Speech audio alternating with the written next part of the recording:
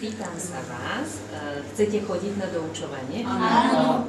Prečo? Napríklad ty, prečo sa chceš doučovať? No prečo? Čo ťa viedlo k tomu, že by si tu dnes prišla? Hej, že čo? Polepšiť možno v učení, hej, ale v čom? Ako chceš lepšie čítať, písať, alebo čo? Matematika, hej? A mobilku ovládaš? Čítanie. No, čiže vlastne v to, ale dieťurence, jedna dôležitá vec. Nesmiete sa hanbiť vôbec a nesmiete sa hanbiť za to, že to neviete. Preto sme tu, aby sme sa spoločne naučili a zlepšili, hej? Čiže ty matematika, ty napríklad, ty sa chceš čo učiť? Do slovenčiny. Do slovenčiny, čiže písanie, čítanie, áno.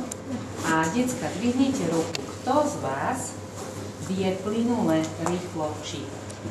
Kto vie, ale rýchlo? Takže zoberieš knihu a čítaš rýchlo? Áno, takže vyskúšame. Takže všetci by ste sa chceli asi doučiť aj v slovenčine. Však v čítaní, v písaní a v matematike. Tak, to je základ. Teraz je dôležité, kto tu chodí do ktorého ročníka? Sú tu prváci? Druháci? Dvihnite ruku hore. Sú tu druháci nejakí? Tretiaci? Ty si tretiak, hej? A ty sa chceš v čom doučiť? Anglicky. Anglicky? Tak ja neviem po anglicky. Takže ty by si chcel vedieť po anglicky? No ja po rómsky. Naučíš ma? Áno? Povedz mi, ako sa povie po rómsky. Ja sa volám teta Maťa. Ako sa to povie?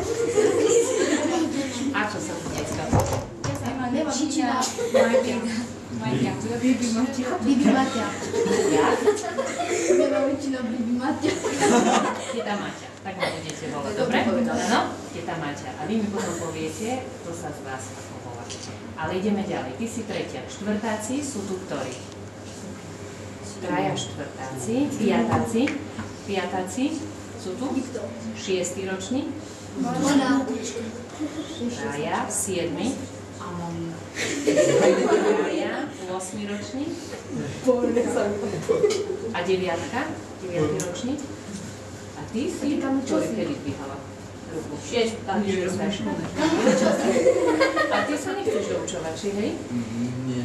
Nie, vieš všetko, hej? Ja viem. No dobre, tak viete, čo teraz urobíme? Taký jeden úvodný diktát. Áno, aby som ja vedela, kto z vás